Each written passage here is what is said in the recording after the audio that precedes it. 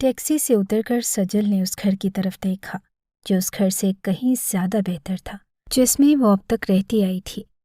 اس کے پیدا ہونے کے 1.5 سال بعد ہی اس کے والد کی وفات ہو چکی تھی اور اس کی ماں تب سے لے کر اپنے بھائی کی در پر پڑی تھی۔ لیکن اب کی بار کچھ ایسا معاملہ ہو گیا تھا کہ سجل اور اس کی ماں نسیم بیگم کو وہ گھر چھوڑ کر ہاشم شاہ کے گھر پر آنا پڑا۔ اس گھر میں نہ تو نسیم بیگم آنا چاہتی تھی نہ ہی سجل، لیکن قسمت نے ان کو یہاں پر لا کھڑا کر دیا تھا۔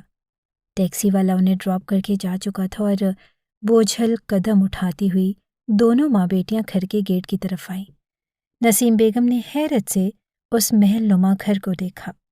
انہیں اتنا تو اندازہ تھا کہ ہاشم اب پرانے گھر میں نہیں رہتا ہے، لیکن وہ اتنے بڑے گھر میں رہتا ہے انہوں نے سوچا بھی نہیں تھا۔ وہ حیران پر حیران ہوئے جا رہی تھی اور ان کو تو لگا تھا کہ کبھی ان کا ہاشم سے رابطہ نہیں ہوگا، لیکن حالات کچھ ایسے بن گئے کہ بیگم کو ہاشم سے رابطہ کرنا پڑا اور ساری صورتحال بتا کر اس کے گھر آنے کی اجازت طلب کی۔ ہاشم نے اجازت دے دی۔ چوکیدار نے انہیں دیکھ کر دروازہ کھولا، وہ کہ شاید اسے پہلے سے کہہ دیا گیا تھا ان کی آمد کے بارے میں۔ گھبراتی ہوئی سجل اپنی ماں کے ساتھ جب گھر کے اندر داخل ہوئی تو سامنے ایک بہت ہی خوبرو شخص سیڑھیوں سے تیزی سے اترتا ہوا اپنے آستین کے بٹن باندھتا ہوا آ رہا تھا۔ اس کے حلیے کو دیکھ کر لگ رہا تھا کہ وہ آفس جانے کے لیے تیار ہے اور سامنے میز پر ناشتہ سجا ہوا تھا۔ ناشتے کو دیکھ کر بھی لگ رہا تھا کہ یہ ناشتہ ایک شخص کے لیے نہیں بلکہ 3 لوگوں کے لیے سجایا گیا ہے۔ السلام علیکم چاچی، کیسی ہیں آپ؟ اس شخص نے نسیم بیگم کے سامنے آتے ہوئے ادب سے سلام کیا۔ نسیم بیگم نے اس کے سلام کا جواب دیا۔ آپ دونوں ناشتہ کریں، مجھے دیر ہو رہی ہے، مجھے آفس جانا ہے۔ اس شخص نے ڈائننگ ٹیبل سے چائے کا کپ بھرتے ہوئے کہا اور جلدی سے 2-3 گھونٹ چائے کے لیے اور تیزی سے وہاں سے نکل گیا۔ سجل تو دیکھتی رہ گئی۔ یہ سب کیا تھا امی؟ سجل کو اس شخص کا رویہ بہت برا لگا جس نے 2 منٹ میں ان کے ساتھ رکنا مناسب نہ سمجھا۔ بیٹا، یہ تمہارے چچا کا لڑکا ہاشم شاہ ہے، نسیم بیگم نے تعارف کروایا۔ امی، وہ تو میں بھی پہچان گئی ہوں کہ یہ ہاشم بھائی ہیں، کیونکہ ہم ان کے گھر رہنے کے لیے آئے ہیں تو اتنا تو مجھے اندازہ تھا۔ دیکھیں، مجھے بہت برا لگا وہ اتنی جلدی میں باہر نکل گئے۔ سجل کو واقعی بہت برا لگا تھا۔ ارے اس نے کہا تو ہے کہ اس کو آفس جانا ہے، وہ جلدی میں تھا اور کیا کرتا۔ نسیم بیگم نے صفائی پیش کی۔ ہاشم کی طرف سے تو سجل نے ایک آہ بھری اور کرسی گھسیٹ کر ڈائننگ ٹیبل پر بیٹھ گئی جہاں پر تازہ ناشتہ لگا ہوا تھا اور اسے بھوک بھی زوروں کی لگ رہی تھی اور وہ ناشتے کے ساتھ خوب انصاف کرنے لگی۔ بیٹھ جائیں امی، آپ بھی ناشتہ کریں۔ ان صاحب نے تو یہ تک بتانا مناسب نہیں سمجھا کہ ہمارا کمرہ کون سا ہے۔ آخر ہم تھکے ہوئے آئے ہیں اتنا لمبا سفر کر کے، نہ اس بندے نے ہمارے لیے گاڑی بھیجی، نہ ڈرائیور بھیجا، نہ خود لینے کے لیے آیا اور ناشتے کا احسان جتلا کر چلا گیا۔ سجل اب انڈے کو ڈبل روٹی کے بیچ میں رکھ کر سینڈوچ بنا کر کھاتی ہوئی کہتی جا رہی تھی۔ نسیم بیگم بھی ساتھ بیٹھ گئی اور ناشتہ کرنے لگی۔ اتنے میں ملازم کچن سے برآمد ہوا۔ میرا نام گلزار ہے، میں یہاں پر ہاشم صاحب کا ملازم ہوں، گھر کے تمام کام میری ذمہ داری ہے، یہ سامنے والا کمرہ آپ کا ہے۔ ہاشم صاحب نے کہا تھا کہ یہ کمرہ آپ کے لیے تیار کر دوں۔ ملازم گلزار نے بتایا تو نسیم بیگم نے اسبات میں سر ہلایا۔ آپ کو کسی اور چیز کی ضرورت ہو تو بتا دیجیے، گلزار نے کہا تو سجل نے حیرت سے ماں کی طرف دیکھا۔ ہاں، میں ڈبل روٹی نہیں کھاتی، مجھے پراٹھا بنا دے، سجل نے فوراً سے فرمائش کی تو نسیم بیگم نے سجل کو گھورا۔ گلزار پراٹھا بنانے چلا گیا۔ یہ کیا حرکت ہے؟ تمہارے باپ کا گھر نہیں ہے جو حکم صادر کر رہی ہو؟ جو ناشتہ تیار ہے وہی کھاؤ، ہم یہاں مجبوری میں رہنے آئے ہیں، کسی پر بوجھ بننے کے لیے نہیں آئے، نسیم بیگم نے سجل کو سمجھایا۔ ارے امی، دکھنے میں تو آپ کا بھتیجا بہت ہی امیر کبیر لگ رہا ہے، تو کیا ہو گیا کہ ہم بھی اس کی اب تھوڑی سی امیری سے فائدہ اٹھا لیں؟ مجھے بھی تو احساس ہو میرے آگے بھی نوکر چاکر آ رہے ہیں، بچپن سے لے کر اب تک مڈل کلاس ماحول ہی دیکھا ہے، تھوڑا مجھے یہ ماحول انجوائے تو کرنے دے، سجل مزے سے کہتی جا رہی تھی۔ اسے واقعی میں یہاں پر آ کر بہت اچھا محسوس ہو رہا تھا۔ گلزار پراٹھا بنا کر لے آیا۔ سجل کو پراٹھے کی طلب تو نہ تھی، لیکن بس اس نے محسوس کرنا تھا کہ ملازموں پر حکم کیسے چلاتے ہیں۔ ناشتہ کرنے کے بعد گلزار نے ان دونوں کو کمرہ دکھایا۔ واہ امی، یہ کمرہ تو بہت اچھا ہے، سجل نے پرجوش ہو کر کہا۔ کمرہ تو اچھا ہے، لیکن نسیم بیگم کچھ کہتے کہتے رک گئی۔ لیکن کیا امی؟ سجل نے پوچھا۔ مجھے یہاں پر آ کر کچھ اچھا محسوس نہیں ہو رہا۔ میں کبھی بھی یہاں پر نہیں آنا چاہتی تھی، لیکن تمہاری مومانی نے ذلیل کرنے میں کوئی کسر نہیں چھوڑی۔ کیا ہوتا جو اتنے سالوں سے وہ ہمیں اپنے گھر میں برداشت کر رہے تھے تو تمہاری شادی ہونے تک برداشت کرتے۔ اب کیا اچھا لگ رہا ہے کہ دیور کے بیٹے کے گھر میں آ گئی ہوں۔ ہاشم بھی کیا سوچے گا؟ نسیم بیگم نے کہا تو سجل نے حیرت سے اپنی ماں کو دیکھا۔ کیا سوچے گا ہاشم؟ اتنا بڑا گھر ہے اس کا، اتنا سارا پیسہ ہے اس کے پاس، ہم دونوں لوگوں کے یہاں رہنے سے اس کی دولت میں کمی تھوڑی نہ آ جائے گی۔ اس کے گھر میں جگہ چھوٹی نہیں پڑ جاتی۔ کون سا ایک کمرے میں ہم رہ رہے ہیں اور دوسرے کمرے میں ہمارا سامان رہ رہا ہے۔ ایک چھوٹا سا سوٹ کیس ہے ہمارا، اور ماموں کے گھر سے تو یہ جگہ بہت اچھی ہے۔ اب کیوں ان لوگوں کو یاد کر رہے ہیں آپ، جنہوں نے ذلیل کر کے ہمیں گھر سے نکالا ہے؟ سجل ماضی کو بھول جانا چاہتی تھی، لیکن نسیم بیگم کے ذہن میں کچھ اور ہی چل رہا تھا۔ ان دونوں کو یہاں پر آئے ہوئے 1 ہفتہ ہو چکا تھا۔ ہاشم شاہ کا یہی روٹین تھی کہ وہ صبح سویرے آفس کے لیے نکل جاتا اور شام کے بعد ہی واپس آتا۔ وہ سارا دن گھر پر نہیں ہوتا، صرف اتوار کا دن اسے گھر پر گزارنے کے لیے ملتا تھا۔ آج اتوار کا دن تھا، اس لیے وہ ابھی تک سو رہا تھا، ورنہ سجل اور نسیم بیگم سے اس کی ملاقات صرف ناشتے کی میز پر ہوتی تھی اور رات کے کھانے پر۔ صبح 10 بجے وہ سیڑھیوں سے نیچے اترتا دکھائی دیا تو سجل اور نسیم بیگم ناشتہ کر چکی تھی۔ نسیم بیگم ٹی وی لگا کر مارننگ شو دیکھ رہی تھی اور سجل کمرے سے باہر نکل رہی تھی۔ وہ کہیں جانے کے لیے تیار تھی۔ ہاشم شاہ کو آتا دیکھ کر فوراً سے گلزار نے ناشتہ میز پر سجانا شروع کیا۔ وہ کرسی کھینچ کر بیٹھ گیا اور اس نے ایک نظر نسیم بیگم پر ڈالی، انہیں سلام کیا اور پھر کمرے سے نکلتی ہوئی سجل کی طرف اس کی نظر گئی، جو اچھی خاصی تیار ہو کر کہیں جانے والی تھی۔ پہلے دن جب ہاشم شاہ نے اسے دیکھا تھا تو وہ دوپٹہ سر پر رکھ کر آئی تھی، لیکن آج دوپٹہ ایک کاندھے پر چھلکا ہوا تھا، بال کھلے ہوئے تھے اور نفاست سے ہلکا سا میک اپ کیا ہوا تھا، لیکن وہ میک اپ نظر آ رہا تھا۔ ہاشم کی نظروں نے اس کے وجود کا تعاقب کیا۔ اس نے اپنی ماں سے اجازت بھی طلب نہ کی۔ ایک نظر ہاشم پر ڈال کر باہر جو جانے لگی کہ ہاشم نے اسے پیچھے سے آواز دی، کہاں جا رہی ہیں آپ؟ ہاشم کا سوال غیر متوقع تھا۔ وہ رک کر تھوڑی حیران ہوئی اور پیچھے مڑ کر دیکھا۔ نوکری کی تلاش میں؟ اس نے روانی سے جواب دیا۔ اور کیا ضرورت پیش آئی آپ کو یہاں پہ رہتے ہوئے نوکری کی؟ کیا یہ بات میں پوچھ سکتا ہوں؟ ہاشم نے سوال داغا۔ کیونکہ میں اور میری ماں آپ پر بوجھ نہیں بننا چاہتے، اس نے صاف گوئی سے کہا۔ آپ جیسے 10 لوگ اور بھی آ جائیں تو میری جیب کو کوئی فرق نہیں پڑے گا، ہاشم نے کہا، اور اس کا انداز جتانے والا نہ تھا، لیکن سجل کو لگا کہ وہ اپنی امیری جتا رہا ہے۔ سجل نے ایک لمبی سانس اندر لے جا کر ہونٹوں کا گول دائرہ بنا کر باہر خارج کی۔ مجھے اپنے لیے کوئی مصروفیت چاہیے، اس نے دوسرا بہانہ بنایا۔ ہاں، لیکن سنڈے کے دن کون سی نوکری ڈھونڈنے جا رہی ہیں آپ؟ ہاشم نے اپنی مسکراہٹ چھپاتے ہوئے کہا۔ وہ یقیناً اس پر طنز کر رہا تھا۔ اوہ اچھا، میرے ذہن سے نکل گیا، مجھے لگا کہ آج منڈے ہے۔ سجل کو واقعی یاد نہ تھا۔ انسان کو اتنا تو ہوش ہونا چاہیے کہ اسے وقت اور دن کا پتہ لگ سکے۔ ہاشم نے چائے کا گھونٹ بھرتے ہوئے کہا، اچھا، میں نے رکشہ منگوایا تھا، میں اسے منع کر دیتی ہوں۔ سجل باہر کی طرف جانے لگی اور رکشے والے کو منع کر کے پھر اندر آ گئی۔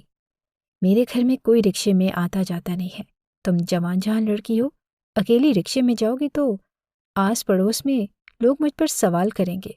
مجھے یہ سب پسند نہیں کہ میرے گھر سے کوئی لڑکی اکیلی رکشے میں جائے۔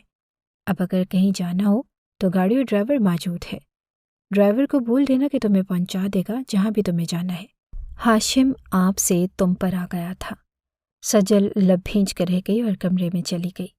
رات کے 11 بج رہے تھے۔ وہ کھانا کھانے کے بعد کافی بوجھل محسوس کر رہی تھی۔ اس نے سوچا کہ کیوں نہ چہل کی جائے۔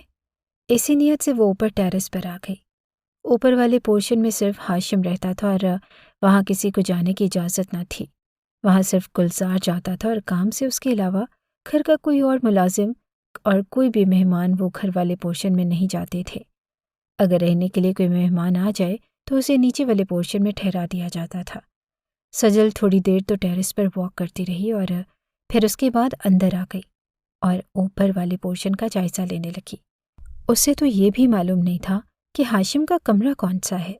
وہ بس تمام کمروں کا جائزہ لینے لگی۔ سارے کمرے بہت نفاست سے سیٹ تھے۔ وہ ایک کمرے میں آئی اور وہ کمرہ اسے زیادہ اچھا لگا تھا۔ اس کمرے کو وہ دیکھنے لگی۔ وہ کمرے کا جائزہ لینے لگی اور اس کو محسوس ہوا کہ شاید یہ ہاشم کے استعمال کا کمرہ ہے، اور یہ خیال آتے ہی اسے پریشانی ہوئی۔ اس سے پہلے کہ وہ باہر نکلتی کہ اچانک ہاشم واش روم سے باہر نکلا۔ وہ شاید شاور لے کر نکلا تھا اور اس نے تولیہ لپیٹا تھا۔ اس کو اس حالت میں دیکھ کر وہ ٹھٹک گئی اور اسے باہر جانا تک بھول گیا، اور وہ پریشانی سے آنکھیں پھاڑ پھاڑ کر اسے دیکھ رہی تھی کہ اب کیا کرے، اور پھر اس نے ایک دم سے اپنی آنکھوں پر دونوں ہاتھ رکھ لیے۔ یہ کیا طریقہ ہے؟ تم ایسے کیسے منہ اٹھا کر میرے کمرے میں آ سکتی ہو؟ پرائیویسی کا مطلب بھی پتہ ہے تمہیں؟ یعنی کہ حد ہی ہو گئی، ہاشم نے غصے سے کہا، لیکن سجل 1 انچ بھی اپنی جگہ سے نہ ہلی تھی۔ اسے لگ رہا تھا کہ اس کے پاؤں پتھر کے ہو گئے ہیں اور خوف سے اس کے پاؤں لرز رہے تھے۔ آئی ایم سو سوری، مجھے نہیں پتا تھا کہ آپ کا کمرہ ہے یہ، میں تو بس ایسے ہی اوپر والا پورشن دیکھنے کے لیے آ گئی تھی، سجل نے بند آنکھوں سے ہی کہا تھا۔ اس کے دونوں ہاتھ ابھی تک اس کی آنکھوں پر تھے، اور ہاشم نے کہا کہ آنکھیں کھولو اور کمرے سے باہر جاؤ تاکہ میں چینج کر سکوں۔ ہاشم نے دانت چباتے ہوئے کہا، اور اس نے اپنا غصہ ضبط کرنے کی پوری کوشش کی۔ اس نے اپنی آنکھوں سے ہاتھ ہٹا لیے اور تیزی سے کمرے سے باہر نکل گئی۔ تیزی سے سیڑھیاں اتر کر وہ اندر آئی اور اپنے کمرے میں آ گئی۔ اس کا سانس پھول رہا تھا۔ ایسا لگ رہا تھا کہ اس نے کوئی جن بھوت دیکھ لیا ہے، اور کمرے میں اندھیرا تھا اور نسیم بیگم سو چکی تھی۔ وہ جلد ہی سو جایا کرتی تھی کیونکہ وہ فجر کے وقت اٹھتی تھی۔ نیم اندھیرے کمرے میں لمبی لمبی وہ سانسیں لے رہی تھی، اور پھر آہستہ سے آ کر بیڈ پر لیٹ گئی اور کمبل اپنے اوپر تان لیا۔ یہ کون سا وقت ہے نہانے کا؟ سجل دل ہی دل میں ہاشم کو کوسنے لگی۔ صبح ناشتے کی میز پر جب ہاشم آیا تو سجل اسے نظریں نہیں ملا پا رہی تھی۔ جو کچھ رات میں ہوا تھا وہ اس کے لیے شرمندگی کا باعث تھا۔ اس گھر کے کچھ اصول ہیں، اور میں آج سے یہ اصول آپ دونوں کو بتا دینا چاہتا ہوں تاکہ مزید کوئی پرابلم نہ ہو۔ اوپر والا پورشن صرف میرا ہے، اور وہاں گلزار کے سوا کسی کو بھی آنے کی اجازت میں نہیں دیتا۔ ہاشم نے سجل کے چہرے کی طرف دیکھتے ہوئے کہا۔ سجل تو جیسے شرم سے ڈوب مر رہی تھی۔ لیکن بیٹا، ہم تو اوپر نہیں آتے، جب سے آئے ہیں نیچے ہی رہ رہے ہیں۔ نسیم بیگم نے صفائی پیش کی۔ آنٹی، آدھی رات کو کل آپ کی چہیتی میرے کمرے میں آ گئی تھی۔ نہ جانے ان کو کیا شوق چڑھ گیا تھا کہ اتنی رات کو اوپر والا پورشن دیکھنے کے لیے۔ ہاشم نے بتایا تو سجل غصے سے آملیٹ کو کچلنے لگی۔ ہاشم اس کے ہاتھوں کی حرکت کو دیکھ رہا تھا۔ وہ کانٹے سے آملیٹ کو برے طریقے سے کچل رہی تھی، اور ہاشم سمجھ گیا تھا کہ وہ اس کا غصہ آملیٹ پر نکال رہی ہے۔ کیا واقعی سجل تو آدھی رات کو اوپر گئی تھی؟ نسیم بیگم نے تصدیق کرنی چاہی۔ آدھی رات نہیں تھی، رات کے 11:30 بج رہے تھے، اور رات کے 11:30 بجے آدھی رات نہیں ہوتی۔ سجل نے پلیٹ کی طرف دیکھتے ہوئے ہی غصے سے کہا۔ وہ انڈا پورا کا پورا کچل چکی تھی اور اب ڈبل روٹی پر ظلم و ستم ڈھا رہی تھی۔ پھر بھی تمہیں نہیں جانا چاہیے تھا ہاشم بیٹا، آئندہ سے ایسا نہیں ہوگا، نسیم بیگم نے کہا۔ آئندہ سے ایسا ہونا بھی نہیں چاہیے۔ دوسری بات یہ کہ میں نے رکشے پر جانے سے منع کیا تھا، لیکن اس کے باوجود مجھے گلزار نے بتایا کہ یہ رکشے میں گئی تھی۔ جب میں نے بولا ہے کہ گھر پر گاڑی اور ڈرائیور موجود ہیں تو اس کو گاڑی استعمال کرتے ہوئے کیا پریشانی ہو رہی تھی، اور مجھے یہ بات سمجھ نہیں آتی۔ تیسری بات یہ کہ ہمارے خاندان کی عورتیں نوکری وغیرہ نہیں کرتی۔ یہ بات آنٹی آپ مجھ سے زیادہ اچھے طریقے سے جانتی ہیں، تو اپنی بیٹی کو سمجھا دیں کہ یہ باہر گھومے پھرے، شاپنگ پر جائے، کچھ بھی کرے، لیکن جاب کرنے کی اجازت میں ہرگز نہیں دوں گا۔ کیا ضرورت تھی تمہیں ہاشم کے کمرے میں آدھی رات کو جانے کی؟ ہاشم کے جانے کے بعد نسیم بیگم نے اس کی کلاس لینی چاہی۔ وہ کمرے میں آ کر بیڈ پر اوندی لیٹ گئی جب نسیم بیگم اس کے سر پر آ کھڑی ہو گئی۔ آدھی رات نہیں تھی امی، بولا تو ہے، رات کے 11:30 بج رہے تھے اور وہ نہا رہا تھا۔ اگر آدھی رات ہوتی تو وہ نہا نہیں رہا ہوتا۔ سجل کے منہ سے نکل گیا۔ کیا وہ نہا رہا تھا جب تم اس کے کمرے میں گئی تھی؟ نسیم بیگم نے دل پر ہاتھ رکھتے ہوئے کہا۔ اوہو امی، وہ نہا چکا تھا، تولیہ لپیٹ کر باتھ روم سے نکلا تھا کہ میں باہر بھاگ گئی، اسی بات کا اسے غصہ تھا۔ سجل نے پھر بولا تو نسیم بیگم نے کانوں کو ہاتھ رکھ لیا۔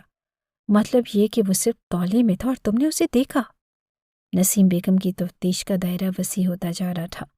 غلطی ہو گئی مجھ سے جو مہا بدولت کے کمرے میں چلی گئی۔ آئندہ ایسا نہیں ہوگا۔ آپ ہی میری جان بخش دیں۔ آپ کے بھتیجے نے کم باتیں سنائی ہیں جو اب آپ ہی میرے سر پر آ کر کھڑی ہو گئی ہیں۔ سجل نے اٹھ کر دونوں ہاتھ ماں کے آگے باندھے۔ نسیم بیگم خاموشی سے کمرے سے باہر چلی گئی۔ ان کے جانے کے بعد سجل پھوٹ پھوٹ کر بے بسی سے رو دی۔ تمہیں اپنے ماموں کا گھر کیوں چھوڑنا پڑا؟ اس کی سہیلی مریم کا فون تھا۔ کافی دنوں بعد دونوں کی بات ہو رہی تھی اور وہ باہر لان میں آ گئی تھی باتیں کرنے کے لیے۔ بس یار، مومانی تو بچپن سے ہی مجھے باتیں سناتی تھی، لیکن جو بھی تھا ماں بیٹی برداشت کر لیتے تھے کیونکہ ہمارے پاس کوئی ٹھکانہ نہ تھا۔ پھر جب میں بڑی ہوئی تو مومانی کی بیٹیوں کے لیے جو بھی رشتے آتے وہ مجھے پسند کر کے چلے جاتے تھے، اور وہ ماموں اور مومانی کو اسی بات کا غصہ تھا۔ مومانی سے میرا وجود برداشت ہی نہیں ہو رہا تھا کیونکہ میں ان کی بیٹیوں کے رشتے میں رکاوٹ بن گئی تھی۔ ان کی بیٹی عام سی شکل و صورت کی مالک تھی اور میں بہت خوبصورت ہوں، اسی وجہ سے جو بھی ان کے لیے رشتہ آتا مجھے پسند کر کے چلا جاتا۔ پھر مومانی نے اپنی اوباش بیٹے کے ساتھ مل کر پلان بنایا اور ان کا ہی بیٹا آدھی رات کو میرے کمرے میں آ گیا، نقاب پہن کر۔ میں نے دور سے اسے پہچان لیا تھا۔ پھر وہ تیزی سے بھاگ گیا اور مومانی پہلے سے جو پلاننگ کر کے میرے کمرے کے باہر کھڑی تھی، انہوں نے سارے گھر والوں کو اکٹھا کیا اور ماموں سے کہا کہ میں گھر پر لڑکوں کو بلاتی ہوں آدھی رات کو۔ میں اور امی تو سمجھ گئے تھے کہ یہ مومانی کی چال تھی ہمیں گھر سے نکلوانے کے لیے، لیکن اب بات میری عزت پر آ گئی تھی۔ میرے لیے وہاں رہنا بہت مشکل تھا۔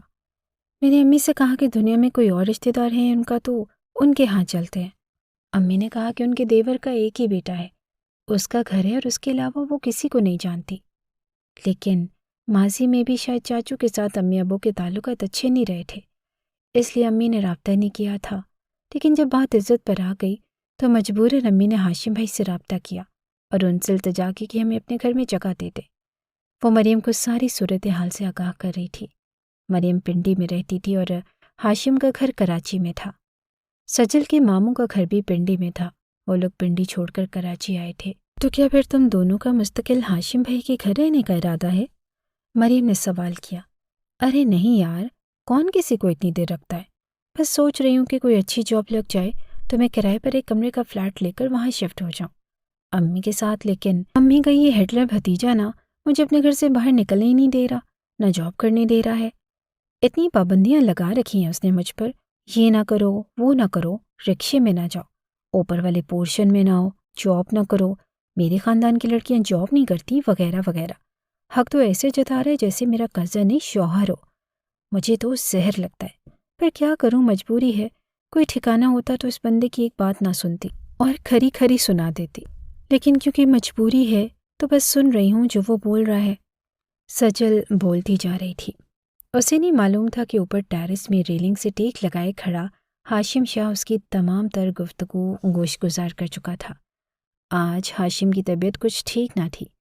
اس نے سوچا کہ وہ آج آفس نہیں جائے گا اور مینیجر کو کال کر کے اس نے تمام ہدایت دی اور خود آرام کرنے لگا۔ سجل بھی تھوڑا دیر سے اٹھی تھی۔ اس نے دیکھا کہ ناشتے کی ٹیبل پر ہاشم موجود نہیں۔ اسے لگا کہ ہاشم آفس جا چکا ہے۔ ہاشم سے چھپ کر اس نے اپنے لیے ایک جاب تلاش کی تھی۔ وہ میس کمیونیکیشن کر رہی تھی اور اسے ایک نجی نیوز چینل میں چھوٹی سی جاب مل گئی۔ ماحول کی مناسبت سے اسے ماڈرن ڈریسنگ کرنی ہوتی تھی۔ اس نے اپنی چین بیچ کر کچھ اچھے کپڑے لیے۔ وہ اس طرح کے ماڈرن کپڑے نہیں پہنتی تھی، لیکن ماحول کی مناسبت سے اس نے اپنا حلیہ تبدیل کر لیا۔ وہ کام پر جانے کے لیے تیار ہوئی۔ اس نے چست شرٹ پہنی ہوئی تھی اور اوپر سے گلے میں مفلر کے انداز میں اسکارف لٹکایا تھا۔ جینز کی پینٹ پہنی تھی جو تھوڑی ڈھیلی ڈھالی تھی، لیکن گھٹنوں سے تھوڑا اوپر تھی اور کافی فٹ تھی۔ اچھے خاصے ماڈرن لک میں وہ کمرے سے باہر تیار ہو کر نکلی تو سامنے سے ہاشم کو آتا دے کر چونک گئی، جو تقریباً باہر جانے کے لیے تیار تھا۔ ہاشم کا ارادہ آج گھر پر رہنے کا تھا، لیکن ارجنٹ میٹنگ آ گئی تھی تو طبیعت خرابی میں بھی اسے جانا پڑ رہا تھا۔ جب اس نے سجل کو اس حلیے میں دیکھا تو غصے سے آگ بھگولا ہو گیا۔ وہ سمجھ چکا تھا کہ وہ گھر سے باہر جا رہی ہے۔ اس نے ایک دم سے آگے بڑھ کر سجل کا بازو دبوچ لیا۔ کہاں جا رہی ہو اس قسم کا لباس پہن کے تم؟ منع کیا تھا نا میں نے تمہیں، اس گھر کے اصول بھی بتائے تھے، اور یہاں رہنا ہے تو میرے مطابق رہنا ہوگا۔ میں ہرگز تمہیں اجازت نہیں دوں گا کہ تم شتر بے مہار بن کر پھرتی رہو پورے شہر میں۔ اب اگر تم اس طرح سے باہر نکلی تو تمہاری ٹانگیں توڑ دوں گا۔ ہاشم نے غصے سے اس کی آنکھوں میں دیکھ کر کہا۔ اس کے بازو پر ہاشم کی گرفت مضبوط تھی اور وہ ڈر کر سہم کر ہاشم کی آنکھوں میں دیکھ رہی تھی اور بہادر بننے کی کوشش کر رہی تھی۔ آپ ہوتے کون ہیں مجھ پر پابندیاں لگانے والے؟ جب سے یہاں آئی ہوں تب سے میرا جینا جیرن کر کے رکھا ہوا ہے آپ نے۔ یہ نہ کرو، وہ نہ کرو، ادھر نہ جاؤ، ادھر نہ جاؤ، ایسے کپڑے نہ پہنو۔ کس نے حق دیا ہے آپ کو کہ آپ مجھ سے اس طرح سختی سے پیش آئیں؟ اس نے غصے سے کہا۔ وہ ہاشم کی پابندیوں سے تنگ آ چکی تھی۔ مجھے یہ حق کس نے دیا ہے؟ یہ بات اپنی ماں سے جا کر پوچھو۔ ہاشم نے اس کا بازو چھوڑتے ہوئے کہا اور تیزی سے وہاں سے نکل گیا۔ وہ کمرے میں آ گئی اور اپنا پرس بیڈ پر پٹکا، اسکارف کھینچ کر اتارا اور پھوٹ پھوٹ کر رونے لگی۔ نسیم بیگم کچن میں گلزار کے ساتھ کوئی سالن بنوا رہی تھی۔ وہ جب سے آئی تھی بور ہو رہی تھی تو اب وہ کچن میں وقت گزاری کے لیے گھس گئی تھی۔ کافی دیر رونے کے بعد وہ کمرے سے باہر نکلی تو اس کی سوجی ہوئی آنکھیں دیکھ کر نسیم بیگم نے سوال کیا، تم تو کام پر جا رہی تھی نا، نہیں گئی؟ نسیم بیگم نے پوچھا۔ نہیں چھوڑا آپ کے چہیتے بھتیجے نے، اتنی پابندیاں لگا رکھی ہیں اس نے مجھ پر، تنگ آ گئی ہوں میں اب، نہیں رہنا مجھے اس گھر میں، اب چلیں اس گھر سے، ہم کہیں اور چلے جاتے ہیں۔ میں نیوز چینل والوں سے بات کرتی ہوں کہ مجھے ایڈوانس سیلری دے دیں، ہم ایک کمرے کا فلیٹ لے کر بغیر سامان کے ہی رہنا شروع کر دیتے ہیں، آہستہ آہستہ میں سامان بھی جمع کر لوں گی۔ اس نے غصے سے اپنی ماں سے کہا۔ دھیرج رکھو، اتنا بھی آپے سے کیوں باہر ہو رہی ہو؟ نسیم بیگم نے سمجھایا، لیکن وہ کچھ بھی سمجھنے کو تیار نہ تھی۔ امی میں اتنی پابندیوں میں زندگی نہیں گزار سکتی، مجھے اس شخص کے گھر میں نہیں رہنا، مجھے اس سے نفرت ہو گئی ہے، میں اس کی شکل بھی نہیں دیکھنا چاہتی۔ ایسے مرد مجھے بالکل بھی پسند نہیں جو عورت کو قید کر کے چار دیواری میں رکھ دیتے ہیں۔ میں آزاد پنچھی ہوں اور آزاد رہنا چاہتی ہوں، اپنے پاؤں پر کھڑی ہونا چاہتی ہوں اور کسی کا بھی احسان نہیں لینا چاہتی۔ اور کہتا ہے کہ میرا تم پر حق ہے، جاؤ اپنی ماں سے پوچھو، بتائیں مجھے کیا حق ہے اس کا مجھ پر؟ سجل تھک ہار کر لاؤنج میں پڑے آرام دہ صوفے پر گرنے کے انداز میں بیٹھ گئی۔ اس کا مطلب کہ ہاشم کو اپنا حق یاد ہے، نسیم بیگم نے آہستہ آواز میں سوچنے کے انداز میں کہا، لیکن سجل نے سن لیا۔ کون سا حق؟ امی کیسا حق؟ کیا حق ہے ہاشم بھائی کا مجھ پر؟ سجل نے پوچھا۔ ارے اسے بھائی تو نہ کہو، نہیں ہے وہ تمہارا بھائی، صرف ہاشم کہا کرو۔ نسیم بیگم نے اسے ٹوکا۔ مجھے بھی کوئی شوق نہیں ہے کہ ایسے انسان کو اپنا بھائی بناؤں، وہ تو ایسے ہی بول دیتی ہوں۔ بتائیں مجھے کون سا حق ہے اس کا مجھ پر؟ کس حق کی بات کر رہا تھا وہ؟ سجل کھڑی ہو گئی اور اپنی ماں کی آنکھوں میں آنکھیں ڈال کر پوچھنے لگی۔ وقت آنے پر بتا دوں گی، پہلے مجھے ہاشم سے بات کر لینے دو اس بارے میں، نسیم بیگم نے کہا اور وہ وہاں سے اچھل ہو گئی۔ مجھے لگتا ہے کہ یہ دونوں چچی بھتیجے کا دماغ خراب ہو گیا، دونوں کو سائیکیٹرسٹ کی ضرورت ہے۔ ہاشم کو آنے میں دیر ہو گئی تھی۔ ہاشم کے آنے سے پہلے سجل اپنی ماں کو لے کر اس گھر سے جا چکی تھی۔ اس نے نیوز چینل والے سے بات کر لی تھی اور انہوں نے 1 مہینے کی سیلری اس کو ایڈوانس میں دے دی اور ایک چھوٹے سے فلیٹ کا بھی بتایا جو کہ خالی تھا۔ سجل اپنی ماں کو لے کر اس فلیٹ میں آ گئی۔ یہ تو بہت چھوٹا ہے، نسیم بیگم نے کہا۔ اتنے بڑے گھر سے اچانک چھوٹے سے فلیٹ میں آنا ان کے لیے مشکل تھا، کیونکہ اتنے دنوں سے وہ کشادہ گھر میں رہ رہی تھی، لیکن اپنی بیٹی کی ضد کے آگے مجبور ہو گئی تھی، جو انہیں جان دینے کی دھمکی دے کر یہاں لے آئی تھی۔ امی آپ کو نا عادت ہو گئی ہے بڑے گھر کی چند ہی دنوں میں، یاد نہیں ماموں کا گھر بھی چھوٹا ہی تھا اور وہاں پہ چھوٹی سی جگہ ہمیں رہنے کو دی گئی تھی، جب ہم اتنے سال وہاں گزار سکتے ہیں تو یہاں بھی گزار لیں گے۔ میں زیادہ پیسے جمع کر کے آپ کو اچھے فلیٹ میں شفٹ کر دوں گی جہاں پر 2 کمرے ہوں گے اور ہمیں پرائیویسی بھی ملے گی، لیکن فی الحال یہی ہے اور اسی کو قبول کر لیں اور بھول جائیں ہاشم اور اس کے محل نما گھر کو۔ اور خبردار جو آپ نے اس سے فون پر رابطہ کرنے کی کوشش کی تو، اور اگر اس کا فون آئے تو نہ اٹھانا، بلکہ مجھے دیں، میں نمبر بلاک پر لگا دیتی ہوں اس کا۔ سجل نے اپنی ماں کو فون ان کے ہاتھ سے لیتے ہوئے کہا۔ نہیں ایسا نہ کرو، وہ برا مان جائے گا، اتنے دن اس نے ہمیں اپنے گھر میں رکھا، ہمیں اس طرح سے احسان فراموش نہیں ہونا چاہیے۔ ہاں ٹھیک ہے وہ تھوڑا مزاج کا سخت ہے لیکن اتنا بھی برا نہیں، نسیم بیگم نے کہا۔ یہ آپ کہہ رہی ہیں امی؟ بچپن سے میں آپ کے منہ سے چچا اور ان کے بیٹے کی برائیاں سنتی آ رہی ہوں۔ چچا تو دنیا سے چلے گئے، اب ان کا بیٹا رہ گیا اور اس کے گھر میں جانے سے پہلے تو ہر برائی آپ کو اس میں نظر آتی تھی۔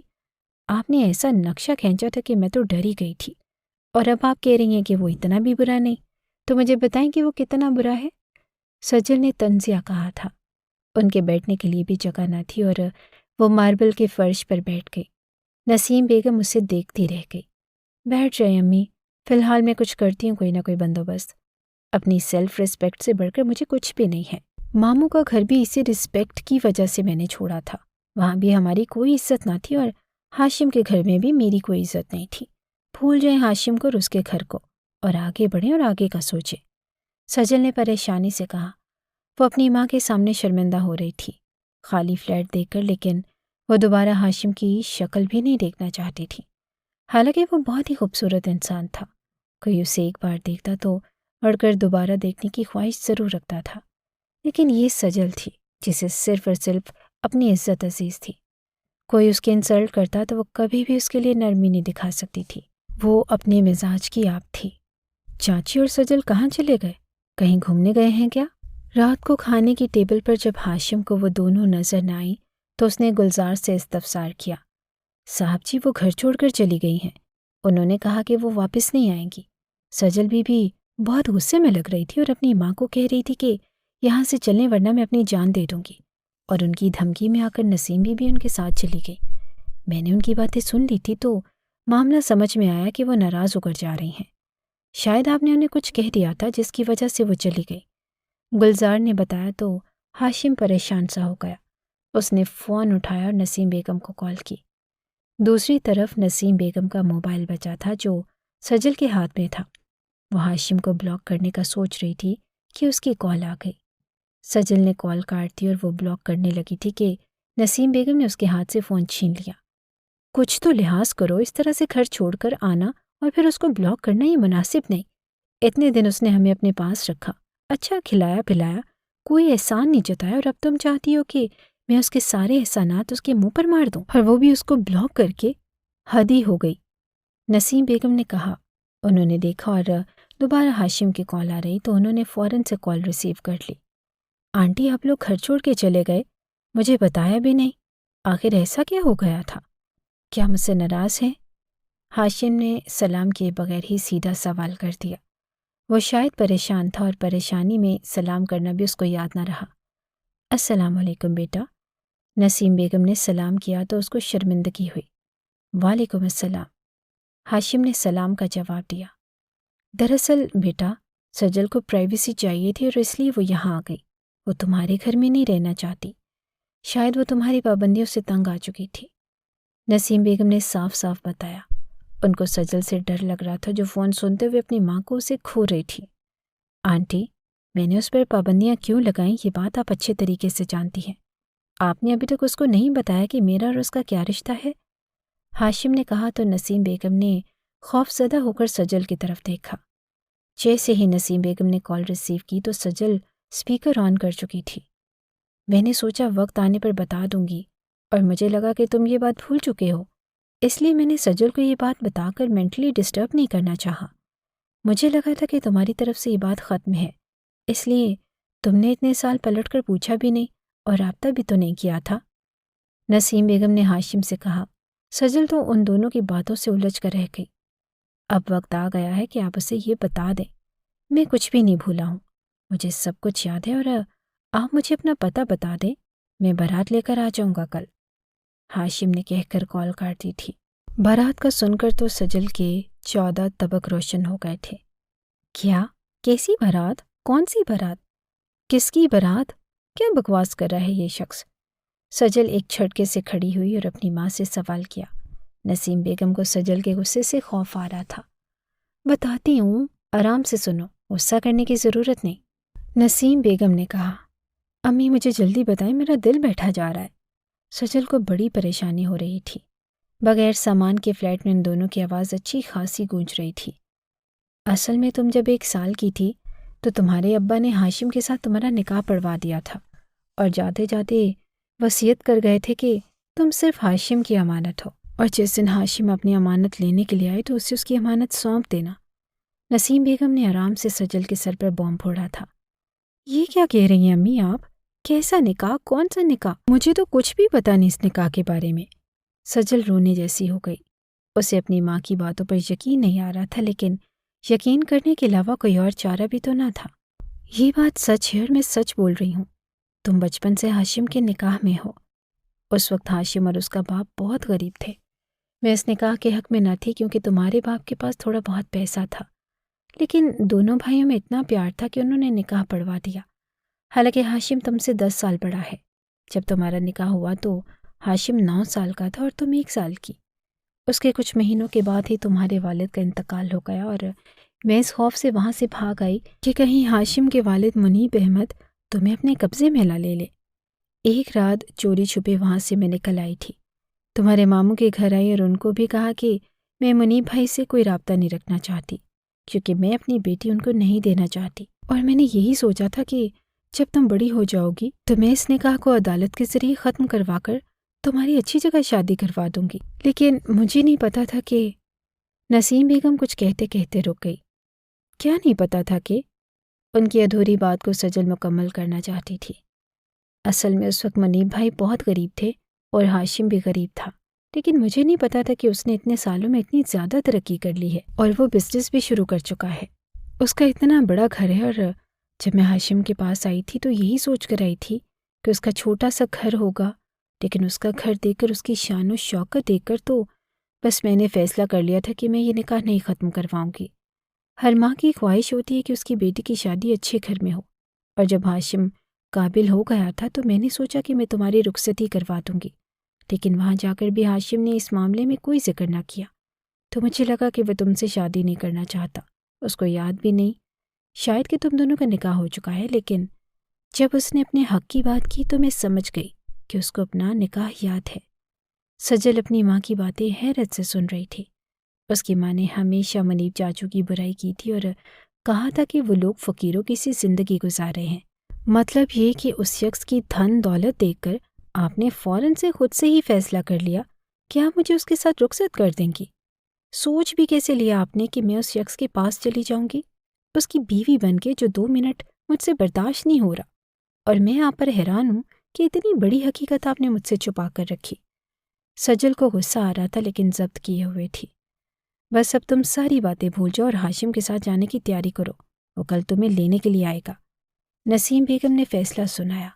سوال ہی پیدا نہیں ہوتا کہ میں اس شخص کے ساتھ چلی جاؤں۔ آپ نے سوچ بھی کیسے لیا کہ میں اس کے ساتھ رہ لوں گی؟ میں پابندیوں میں زندگی نہیں گزار سکتی۔ مجھے نفرت ہو گئی ہے اس انسان سے جو صرف اپنے گھمنڈ میں رہتا ہے اور سامنے والے کی اس کی نظر میں کوئی عزت ہی نہیں ہے۔ ہوگا وہ امیر اپنے لیے، ہوگا خوبصورت اپنے لیے، مجھے نہ تو اس کے پیسے کی ضرورت ہے اور نہ ہی اس کی شکل و صورت کی ضرورت ہے۔ مجھے عزت چاہیے اور کبھی بھی وہ مجھے عزت نہیں دے سکتا۔ سجل نے اپنا فیصلہ سنا دیا تھا۔ سجل کی ساری رات پریشانی میں کٹی تھی اور ان کے پاس بستر بھی نہ تھا۔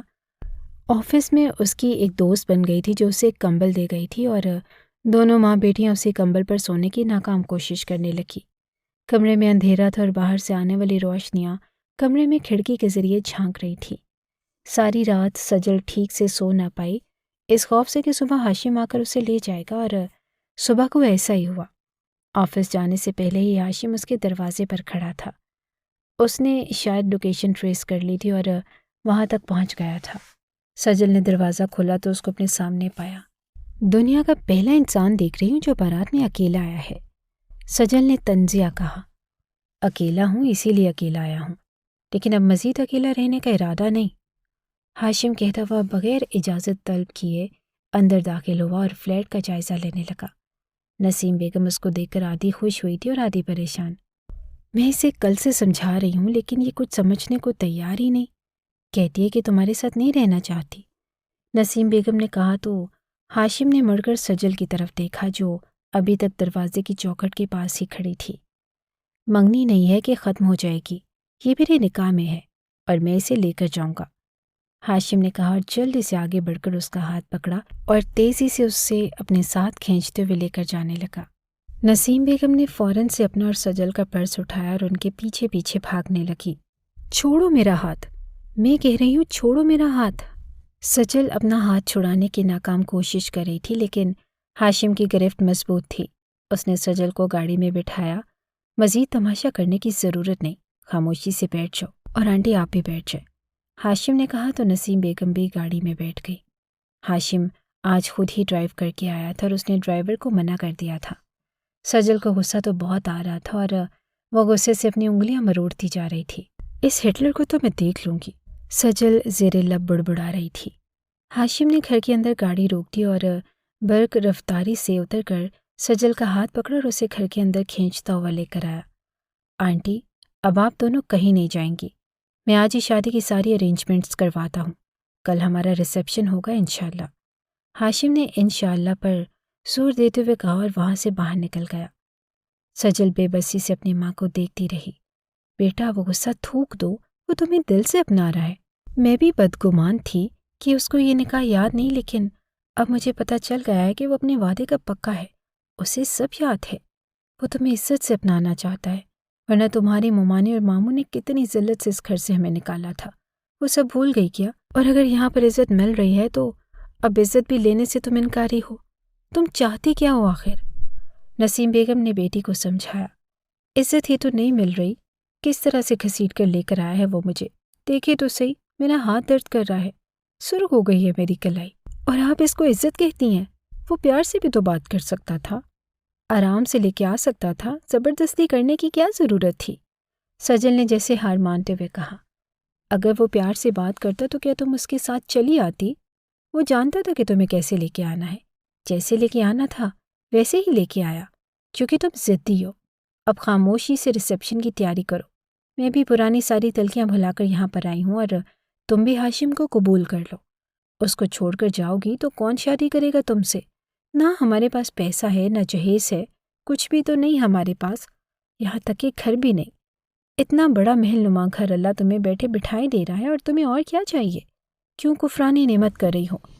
میں نے بھی سالوں پہلے کفران نعمت کیا تھا اور پچھتا رہی ہوں، لیکن اب تمہیں وہ غلطی نہیں کرنے دوں گی۔ نسیم بیگم نے اس کو سمجھایا اور وہ خاموشی سے اسی کمرے میں چلی گئی جس میں وہ پہلے رہ رہی تھی۔ سجل ماں کی ایموشنل بلیک میلنگ کے ہاتھوں مجبور ہو گئی تھی۔ بیوٹیشین اسے تیار کر چکی تھی اور سلور کلر کی میکسی میں وہ بے حد حسین لگ رہی تھی۔ وہ کبھی بھی اتنا تیار نہیں ہوئی تھی اور آج اس کی رخصتی تھی۔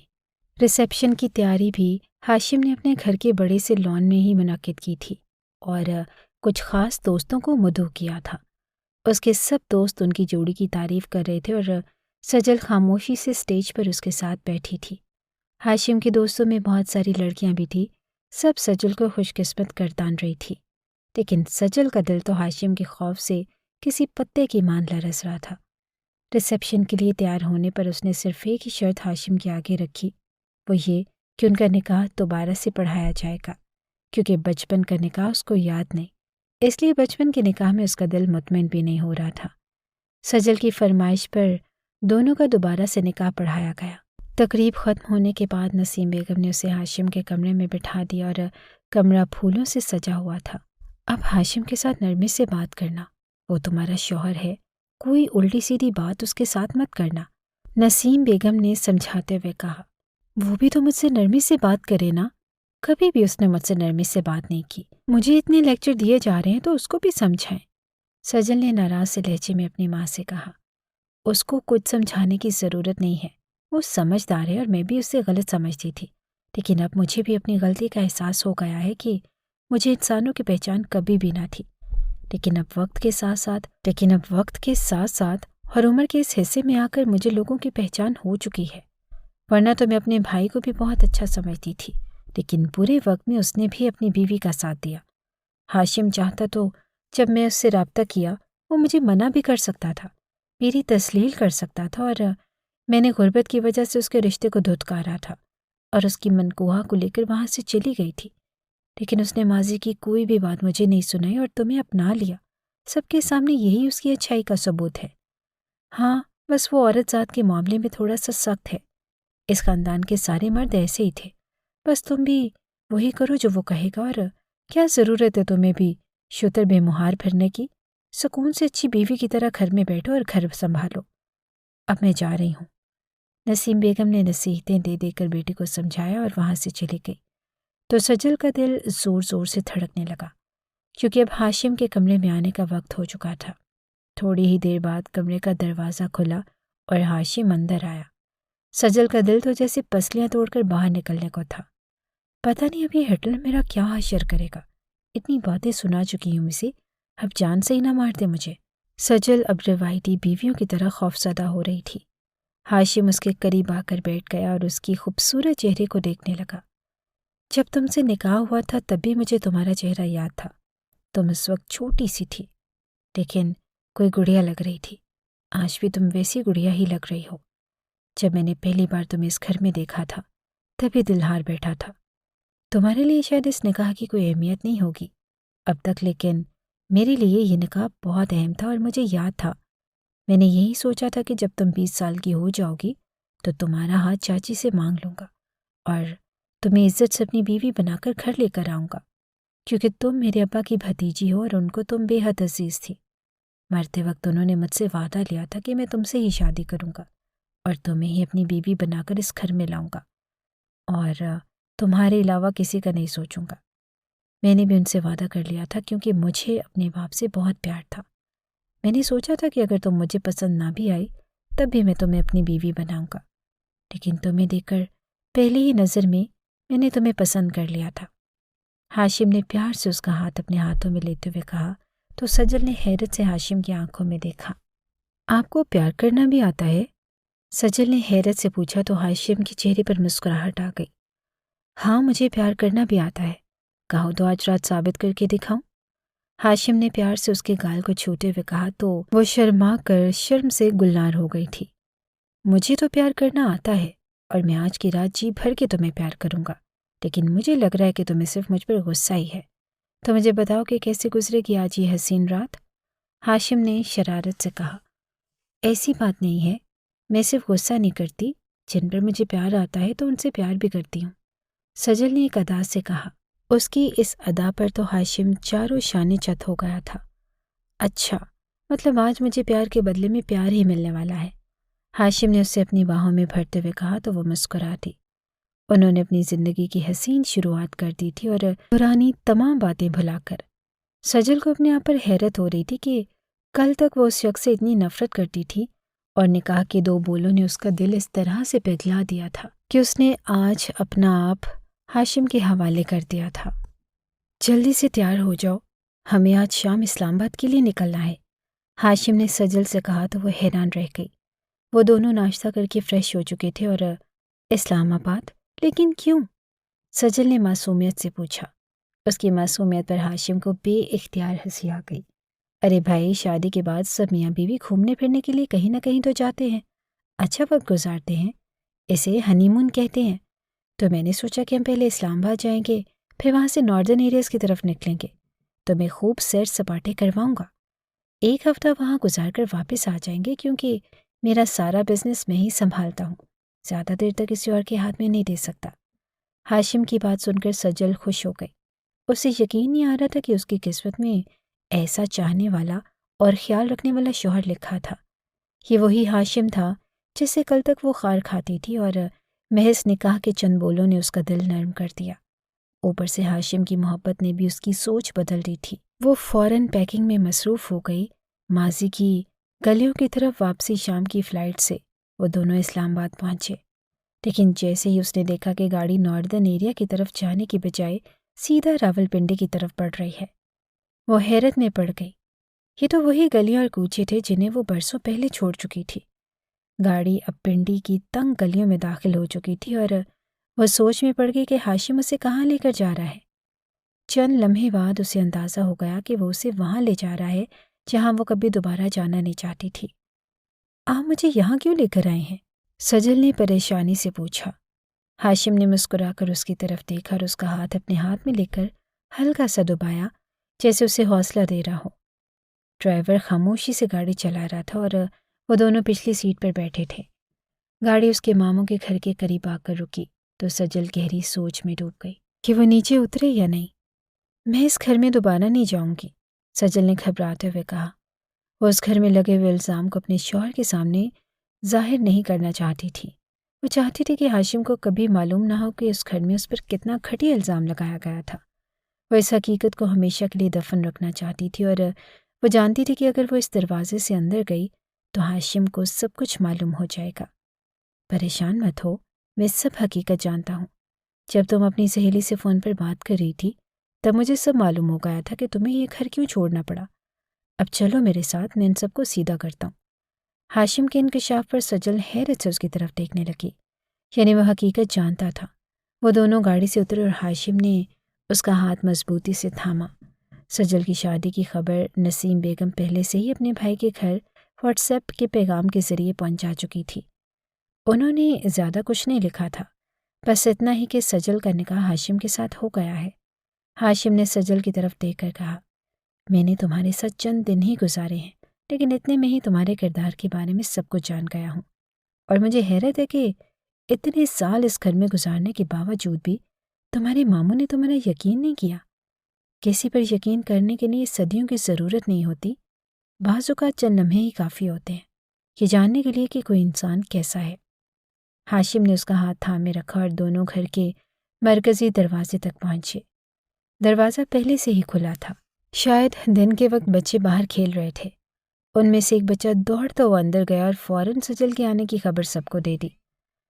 گھر کے افراد پہلے سے ہی لاؤنج میں موجود تھے، جیسے وہ ان کا انتظار کر رہے ہوں، اور ہاشم نے مضبوط لہجے میں بولنا شروع کیا۔ سجل کو تو آپ جانتے ہیں، یہ برسوں آپ کے گھر میں رہی ہے اور آپ لوگوں نے ہی اس کی پرورش کی، لیکن آج مجھے بھی جان لیں، میں سجل کا شوہر ہوں، اور یہ بھی جان لیں کہ یہ وہی لڑکی ہے جسے آپ نے گھٹیا الزام لگا کر اس گھر سے نکال دیا تھا۔ آج یہ میرے گھر کی ملکہ ہے، یہ چاہے تو کھڑے کھڑے ایسے 20 گھر خرید سکتی ہے، یہ ہے اس کی اصل حیثیت۔ ہاشم کا لہجہ سخت تھا اور اس کے چہرے کے تاثرات بھی ویسے ہی سخت ہو چکے تھے۔ میں یہاں پر نہ تو آپ سب سے ملنے کے لیے آیا ہوں اور نہ ہی کوئی مبارکباد وصول کرنے کے لیے، میں صرف اپنی بیوی کے کردار کی گواہی دینے آیا ہوں اور آپ سب کو آئینہ دکھانے آیا ہوں۔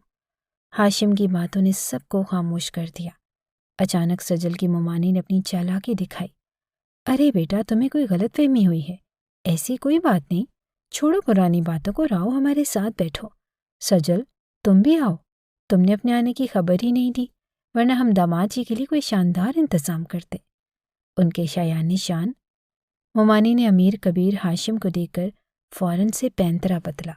انہیں ہاشم کی صورت میں بہت کچھ نظر آنے لگا، ایک بڑا بنگلہ، قیمتی گاڑی اور اپنی بیٹیوں کے لیے جہیز، بیٹوں کے لیے اچھی نوکریاں۔ ان کے دماغ میں مختلف منصوبے چلنے لگے تھے، مگر ہاشم کی آنکھوں میں ان کے لیے سرد مہری تھی۔ میں 2 منٹ بھی آپ کے گھر میں نہیں رکوں گا، اگر آپ سب نے میری بیوی سے معافی نہیں مانگی۔ ہاں، اگر آپ سب اس سے معافی مانگ لیں تو میں بھی آپ کو معاف کر دوں گا اور آپ کے ساتھ اچھے تعلقات ہمیشہ قائم رکھوں گا، لیکن اگر آپ لوگوں نے اپنے کیے پر معذرت نہ کی تو نہ سجل کا آپ سے آج کے بعد کوئی تعلق ہوگا اور نہ میرا۔ ہاشم نے سخت لہجے میں کہا، ارے نہیں بیٹا، ایسی کوئی بات نہیں، یہ تو میری بیٹی ہے، بس ہم سے غلطی ہو گئی تھی۔ سجل، میں اپنے کیے پر تم سے معافی مانگتی ہوں۔ ممانی فوراً آگے بڑھی اور سجل کو گلے سے لگا لیا۔ سجل حیران تھی کہ یہ سب کیا ہو رہا ہے۔ ہاں بیٹا، مجھے بھی معاف کر دو، میں تمہارا ماموں ہوں اور مجھے تم پر یقین کرنا چاہیے تھا، لیکن بس میں شیطان کی باتوں میں آ گیا تھا۔ تم میری بیٹی ہو، میں سب کے سامنے تم سے معافی مانگتا ہوں، ماموں نے ندامت سے کہا، اور اس کے بعد ممانی نے بیٹیوں اور بیٹوں کو بھی سجل سے معافی مانگنے کو کہا۔ ہاشم نے اطمینان سے سر ہلایا۔ یہ بہت اچھی بات ہے کہ آپ کو اپنی غلطی کا احساس ہو گیا اور آپ نے فوراً معافی مانگ لی، اسی لیے میں سجل کو یہاں لے کر آیا تھا۔ جس گھر میں میری بیوی کی عزت نہ ہو، میں وہاں کا پانی بھی نہیں پی سکتا، لیکن چونکہ آپ لوگوں نے اپنی غلطی تسلیم کر لی ہے تو آج کا کھانا میری طرف سے۔ یہ کہہ کر ہاشم نے باہر بیٹھے ڈرائیور کو ہوٹل سے کھانا لانے کا کہا۔ کچھ دیر بعد ڈرائیور بہت سارا کھانا لے کر آ گیا اور تب تک سب لوگ ہاشم کی خوشامد میں لگے ہوئے تھے۔ سجل اور ہاشم نے سب کے ساتھ بیٹھ کر کھانا کھایا اور پھر وہاں سے رخصت ہو گئے۔ جاتے وقت ہاشم نے ممانی کا ہاتھ بھی پیسوں سے گرم کر دیا۔ گاڑی میں بیٹھتے ہی سجل نے مسکرا کر ہاشم کی طرف دیکھا اور کہنے لگی کہ میں آپ کا شکریہ ادا کیسے کروں، میرے تو وہم و گمان میں بھی نہیں تھا کہ آپ مجھے یہاں لے کر آئیں گے، لیکن آج کے اس عمل نے میرے دل میں آپ کے لیے محبت اور عزت اتنی بڑھا دی ہے کہ… سجل نے اپنی بات ادھوری چھوڑ دی۔ اس کی آنکھوں میں آنسو آ گئے اور وہ جذبات پر قابو نہ رکھ سکی۔ وہ رو دی اور ہاشم نے نرمی سے اس کے آنسو صاف کیے اور کہا کہ میں ہمیشہ تمہارا ساتھ دوں گا، ہمیشہ تمہیں عزت اور محبت دوں گا، خود بھی تمہاری عزت کروں گا اور دوسروں سے بھی کرواؤں گا، یہ میرا وعدہ ہے تم سے۔ ہاشم کے الفاظ سن کر سجل کے چہرے پر مسکراہٹ پھیل گئی تھی۔